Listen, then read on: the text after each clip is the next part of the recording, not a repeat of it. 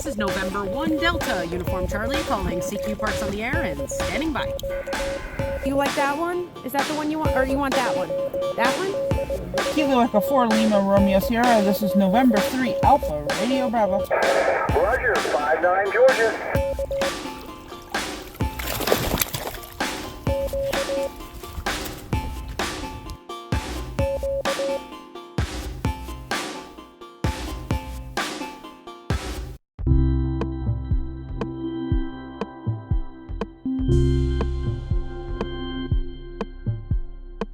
Hi, I'm Matt, K2EAG.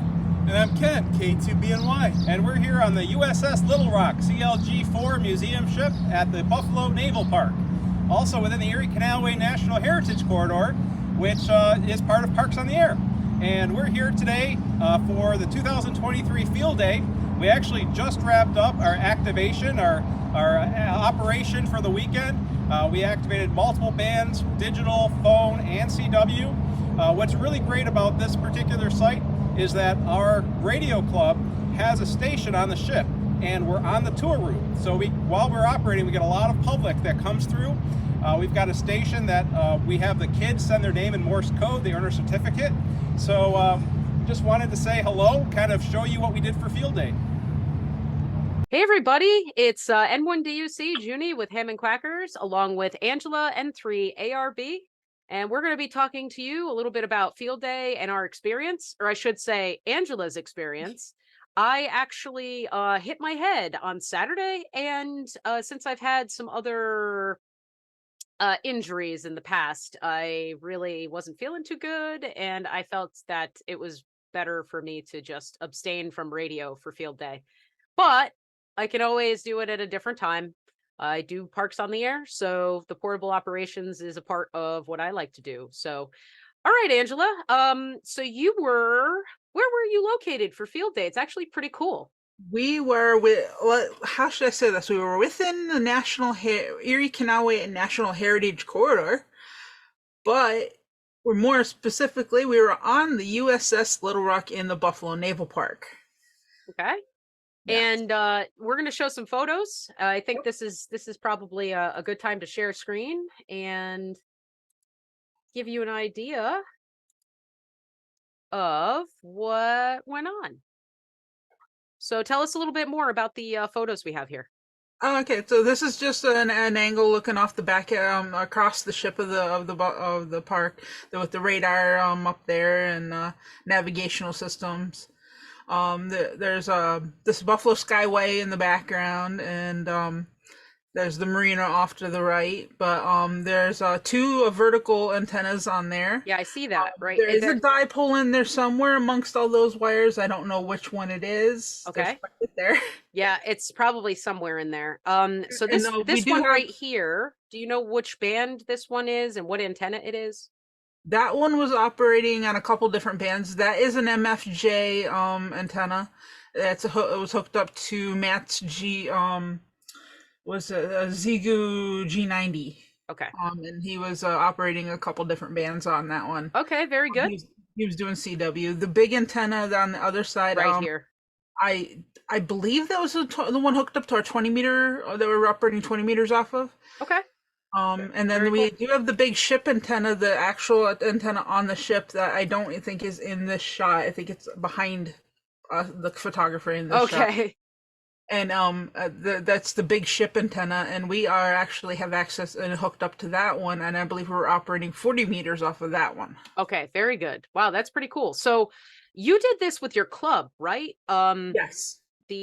Of course, it doesn't want to let me move photos. Oh, so here's another photo of the ship. Yep. So that's the bridge right there, right? That's the bridge. This Buffalo Skyway. Okay. And then Buffalo Skyway's here, but I think this is the bridge of the ship here, if I'm not mistaken. Oh, yes, the bridge of the ship. Yes. Okay, very good. Yeah. No, not that bridge. That's really funny. I'm like, that's the bridge. No. Got a rowing team going by out there. And... yeah, you got a crew team going by. That's pretty cool. Let's see.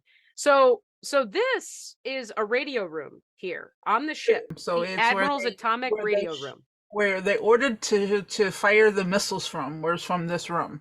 Wow. Okay. And this is a bunch of QSL cards, it looks like, right? USL cards, some history about the ship, and some of our legality for our club and stuff is on there too. Okay.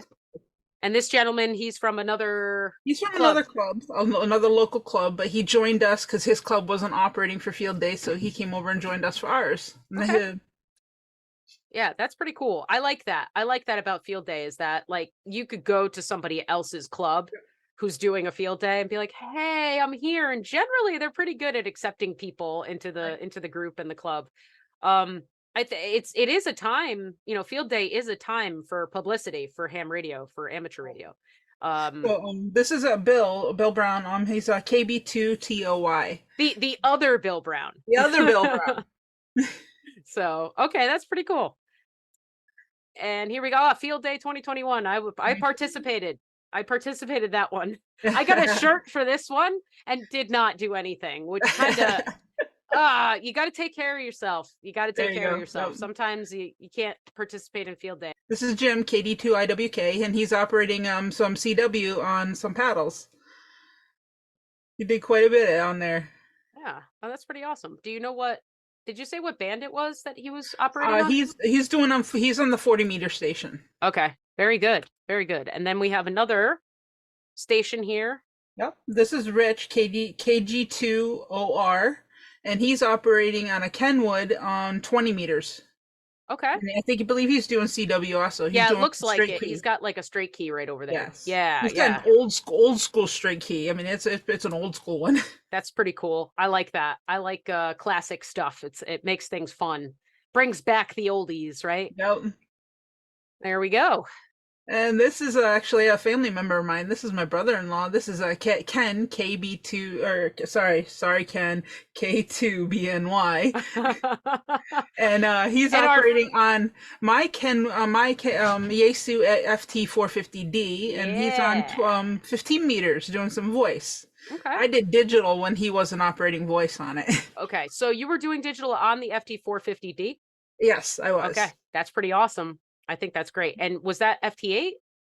I did some FT8 and I did try some PSK, but the band's conditions were not. I was actually having trouble with FT8 that day. Okay, it was that bad. Okay, very good, very good. So this is the club station right here, right? Whiskey 2 Papa Echo, and that's the Radio Association of Western New York. So this is your club's radio room.